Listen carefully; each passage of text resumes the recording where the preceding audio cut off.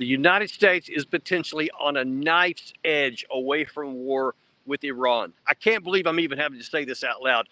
As you notice, I'm not at my normal set here. I was actually out on a jog, and Gary had sent me some information, some breaking news that is coming out from a couple of different sources. Then I independently got contacted from some other people who say there's some things going on that concern them, meaning things are moving around in the region and something bad could be coming, possibly within hours today. Maybe nothing happens because we're also trying to deter things. I know a lot's going on the diplomatic level, and let's hope that continues apace and that it succeeds and calms things down. But we have to be prepared, and we have to be paying a lot of attention because things could go really bad. Now, as we talked, you saw on our show earlier today, and in case you missed it, FBI Director Wray went before Congress yesterday and said, hey, there's a lot of things going on right now, a lot of moving pieces that are not good for America in the background. As I look back over my career in law enforcement, I would be hard-pressed to think of a time where so many threats to our public safety and national security were so elevated all at once. But that is the case as I sit here today.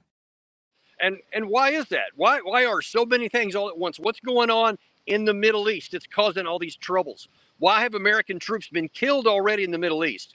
Why is the American naval assets in the Red Sea taking out targets in Yemen? Why are we taking out targets in Baghdad, assassinating leaders in Baghdad? Why are we shooting people in Syria? All of this is surrounding Israel because of Israel's war with Hamas.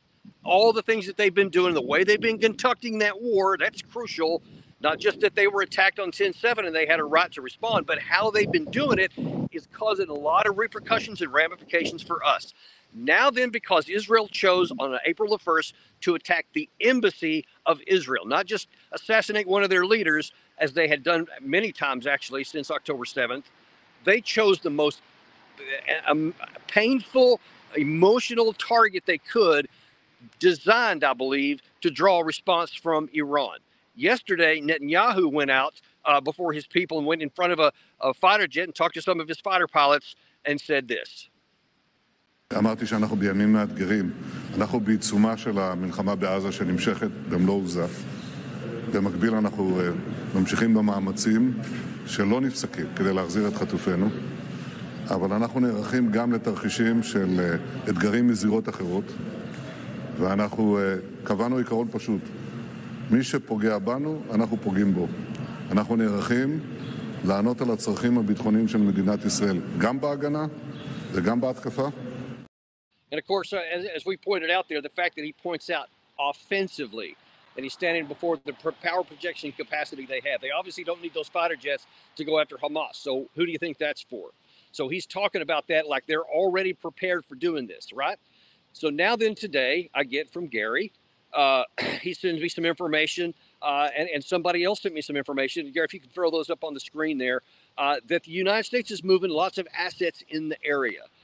That a lot of naval power is going into the Red Sea. The USS, I believe, Dwight Eisenhower, to potentially engage with targets that may be coming from Iran. Like we're getting ready to fight there. That the force posture has been raised. That the U.S. has been sending more troops into the area very quietly, but very methodically. Then we also have this here. This is just from earlier today. Now, both of these are. But apparently Qatar and Kuwait have informed us that they are not going to allow us to use any of their facilities or territories if we fight Iran. So now even our friends, places that we've been forever, places that we have helped defend, are now telling us, hey, if you're going to do anything with Iran, you're not going to do it here. So that's going to significantly complicate anything that we may do. But just hours ago, President Biden was at a press conference, and he was talking about a number of things, and he was asked before he left, what is the situation with Iran? Is there reason to be worried? Here's what he said. How imminent do you think an attack on Israel is from Iran, Mr. President? I want to get a secure information, but my expectation sooner than later. Mr. President, Mr. President, to Iran in this moment. Don't. Are American personnel and assets at risk, Mr. President? Mr. President, are American troops at risk as well? We are devoted to the defense of Israel. We will support Israel. We will help defend Israel. and Iran will not succeed. Thank you very much. What would trigger a direct U.S. response, sir? Okay, now, one of the big reasons why those kind of things concern me, when he talks about that, he's literally acting as though, number one, there's some sort of Article 5 guarantee between the U.S. and Israel, like in NATO, that if attack on one is an attack on all, so we have to respond. That's number one.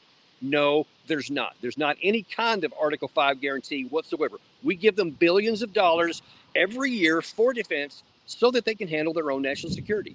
So they don't need our help. And to him acting like it's almost a reflexive issue that he's going to get engaged with Iran if they do something to Israel is big time problematic. Much more problematic there, actually, is the fact that the only reason, which he did not mention, and hardly anybody in the administration mentions, this much of these commentary from the Pentagon about what's going on with this force buildup doesn't mention that the only reason that there's a risk of an Iranian strike right now is not because they just want to go on some attack and they just choose to go to war with us or something. It's because what Israel did on April the 1st. So this is a retaliation from that. So if we get sucked into a war because of what Israel did, that is antithetical to U.S. national security. That is harmful to us. We should, under no circumstances, get drawn into a war because Israel took a very foolish and provocative action. We got to call this what it is, folks. It was an unnecessary and provocative action, what Israel did. And now then, and again, the evidence is pretty strong that this was Israel's intent all along and that they want to draw the United States in because they can't go to war with Iran on a basis where they have any chance to succeed without our help. They can do a lot of things, but they're very, very limited. They need us to help project power. They need us to take care of some other things in different directions in Israel or in Iran. They can't do it all. Okay, then don't start a damn war. If you can't handle it on your own, don't start a war because that's actually what's going on here. While they're trying to allegedly win this war against Hamas in their own territories, now then they're taking actions outside that could expand this beyond it. Now, those two things are problematic to me. But what the bigger issue is, the number one issue right now, and one of the reasons I wanted to make this right now, especially before anything does happen, if it does, is that before Biden orders one missile fired, sends one troop into harm's way, or launches any rockets or anything else from the United States, he has to get congressional approval. The U.S. Constitution and the 1973 War Powers Act expressly prohibit the president from using the U.S. military against another opponent, against another country, unless two things. Number one is that our forces were attacked. And if Iran does that, then they're cutting their own throat because now that he actually can, at least for a limited time.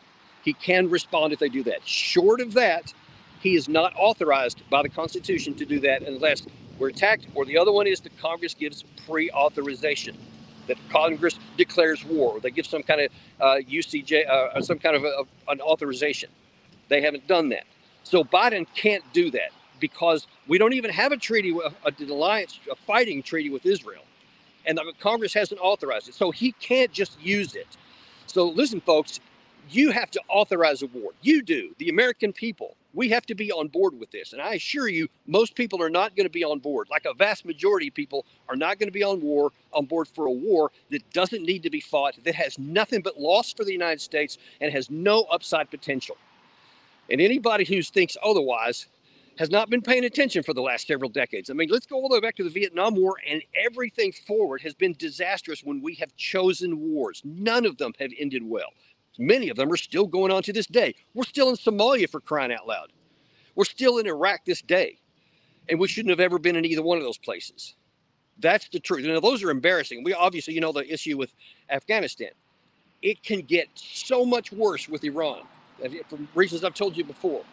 And it is time for us to stop this nonsense. It is time for us to say, all right, enough is enough. Follow American law.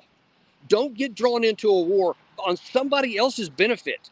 Don't use American forces for the Israeli Defense Forces. That's what they pay their forces for. If Netanyahu wants to take his nation to war, then it's a sovereign country. He can make his own choices and he'll pay the consequences or the benefits for his actions.